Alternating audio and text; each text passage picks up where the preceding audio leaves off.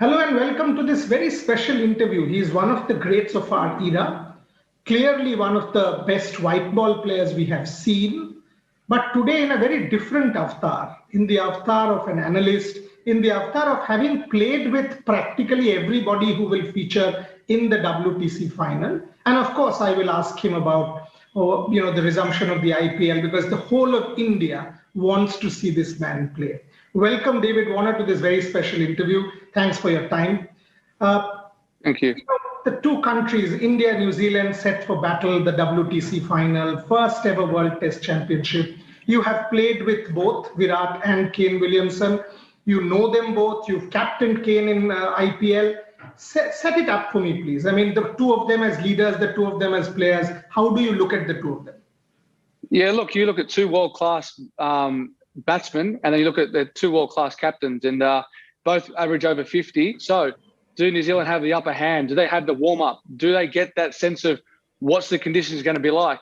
But then we go away from Lords. We're now down in Southampton at the Ageas Bowl. So that could be a spinning wicket. Over time, it has been a spinning wicket. In one-day cricket, we've seen it as a hard, bouncy track. So do India play two spinners? Do New Zealand play a specialist spinner, which is Mitchell Santner, which I think they definitely will? It's going to be a great battle using a duke as well. So two teams against each other using a duke for the first time. I think there's going to be a battle of the bowlers.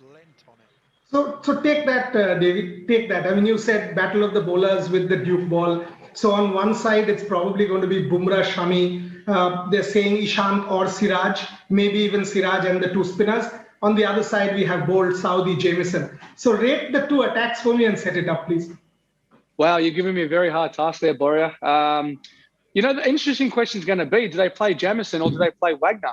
Now, if it's a flat surface, we know what Wagner's capable of. He comes in and comes in and comes in all the time, all day. Doesn't matter what the conditions are. He just bombards you with that short pitch deliveries and makes you play every single delivery. So there's obviously a decision there to be made by New Zealand's team selectors. But you look on the other side with India, do you go with youth? Do you go with experience? Now, having faced Siraj out here in Australia, his line and consistency was impeccable. I only played 2 games, but the other guys, the senior players who played against him, had some difficult times against him. We say length. Length is important in Australia. Now, in England, you've got to err a little bit fuller. We've seen he's capable of going both ways. But then on the other hand, you got height from Ishant Sharma, who can predominantly go into the right-handers and can go away at times. But do you go with youth or experience? Now, it's a World Test Championship. It's an inaugural opportunity. Now, that's a tough one for the selectors. But with obviously Bumrah opening the bowling as well, it's going to be challenging with him and Mohammad Shami as well, with the swing, with the seam. Then you go back to the other team, New Zealand, and they've got 2 exceptional world-class swing bowlers and know how to use a duke and know how to hit line and length. So how am I going to split them?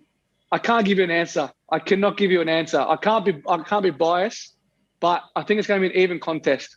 One thing I wanted to know from you as an opening batter, I mean, it'll probably be Rohit and Shubman. How difficult will it be? What should be their approach from the senior pro and the junior man? So just decode both of them. What should be their approach?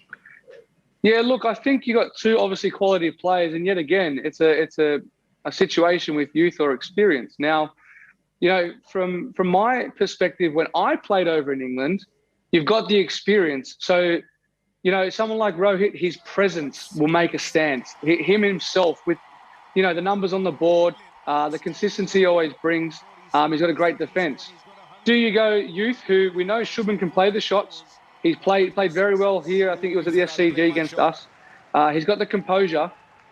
But yet again, it comes down to the experience and what the selectors feel like playing in this inaugural World Test Championship. So, for me, I would err the side of someone like Rohit Sharma, who's a very, very compact player. He's got the shots. He can rein it in and play the game itself. So I would err towards probably Rohit. David, one thing about you, I mean, for example, when you bat at the top of the order, you are aggressive. You take the game away even before lunch. All of a sudden, 100 for no loss, 100 for 1, and the opponent is under pressure. That is the job that Rishabh Pant is now doing for India. And that has added so much more depth and character to this Indian team. A word on Rishabh Pant? Yeah, look, my word to him would be just keep playing the way that he plays. Do not go into defensive mode. He doesn't need to change his game. The way he comes out and attacks, it almost puts us on the back foot as soon as he comes out, because the way he plays is like how Adam Gilchrist used to play. He could change the momentum of a game straight away. And that innings that he played at the SCG was fantastic, and obviously at the Gabba as well. So it's that fearlessness inside him, and he plays the game with passion. And we talk about in Australia a carefree attitude. He has a smile on his face. He goes out there, knows his game, and at the end of the day, if he gets out playing that way and he can win you a lot of games, then so be it. That's the way he's going to play, and he's a fantastic talent for the future. One player you mentioned is Rohit. I mean, all of us have always said that, Rohit Sharma in Test match cricket has still underperformed. He looked good in Australia, but after getting set, he threw it away against Nathan Lyon. Just rate Rohit for me, please, Davey. I mean, he's an exceptional player. We all know that. But is this going to be his platform? I mean, you think he has it in him for the WTC and the England series to actually be a all-time great in all formats rather than simply being a white ball great? Yeah, look, it's up to each individual, and I can use myself as a case in point.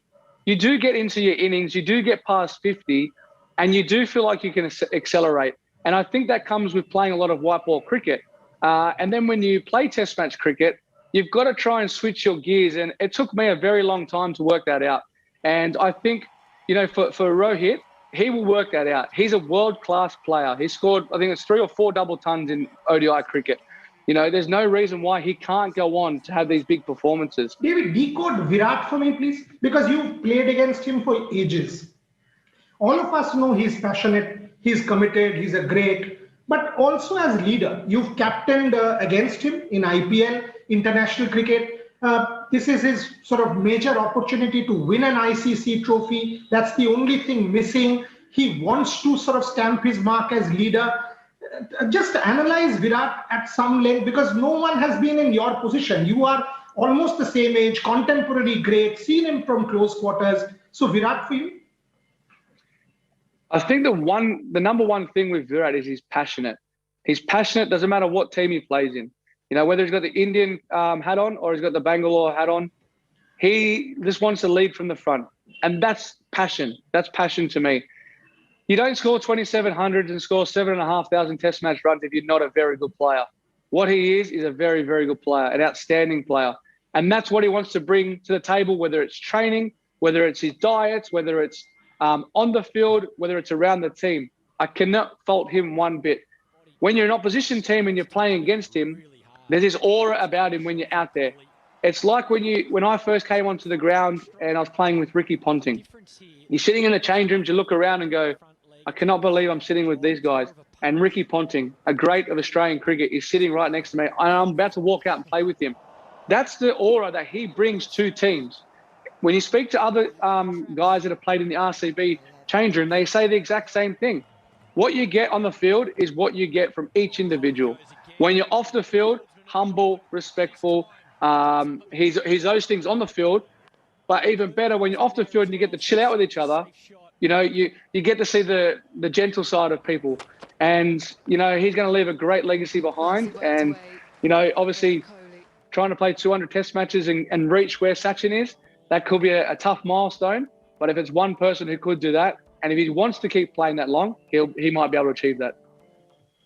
Fascinating. And this, when we talk about a tournament like the WTC, yes, we know that the format wasn't ideal, things got changed, etc. But to play the final of the inaugural Test Championship must be special for every player who's playing that competition or that particular Test match, because all times to come, we will remember as this team won the inaugural WTC. So how important are the stakes, you think, for both these teams? It's the ultimate. We've played 2.5 years during a pandemic as well to compete in this inaugural World Test Championship. And it means a lot to the country, because if you win it, you're the best Test match country in the world over that period of time. And I think that's where it says it all. I know there's a lot of conversation that I've been hearing about teams playing 5-match series, 4-match series, compared to two test match series is worth the same points. That's probably the only thing overall that needs to be looked at from this point of view. So the two test teams, number 1 and 2 that are playing at the moment, who are going to be playing at the moment, this is the pinnacle of cricket. Test match cricket is the pinnacle. So they'll be going out there, wanting to win this, no doubt, and be the first team to take this World Test Championship final out and try and go back and defend the title in a couple of years' time. This is fascinating. I mean, see, this whole thing, Duke ball, Kookaburra ball, SG ball. Explain for my viewers. I mean, what is it about the Duke ball that you mentioned? Because honestly, we watch the game, we understand, but being where you are, you can do this brilliant. Explain to me this Duke ball and what will make it different. Give me some details. We've tried the Duke ball quite a bit in Australia, and the ball swings a lot for 80 overs. And the only difference in Australia is the wickets are harder and more abrasive. So the ball tends to not last the full 80 overs, where in England, the ball does last 80 overs and it still consistently swings. But if you present a good seam all the time, it will always have something in the surface. Then when the overcast conditions come over, it's a different ball game. It is very, very challenging. And that comes down to line and length, and you can't score. You build scoreboard pressure, and then as a player, you've almost got to come back a little bit, be a little bit more reserved. You can't play your shots that you would like to play. And then the sun might come out and you go, hey, look how good this wicket is. You look back an hour and a half ago, you couldn't play a shot. So using the Duke ball is a challenge in itself. Doesn't matter if you're in Australia or in England. So I think it's probably one of the best all-round balls in the world. Kookaburra balls, obviously, we use that in white ball cricket around the world in all different conditions. Can you use a Duke ball in India? I haven't used that. You can obviously use an SG ball, but obviously again the surfaces are so different. So it's what balls will be able to hold up in those conditions. So at the end of the day, I think that Duke ball we've trialled it here in Australia. It swings for 80 overs, and it's a very, very competitive ball. That's for sure.